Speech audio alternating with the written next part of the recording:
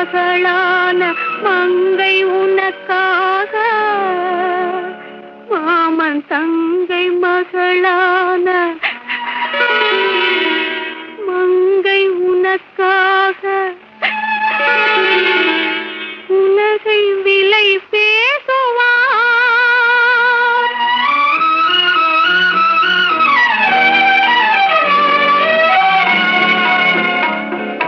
நதியில் விளையாடி கொடியின் தலை சீவி நடந்த இளம் தென்றலே, வளர்பொதிகை மலை தோன்றி மதுரை நகர் கண்டு பொலிந்த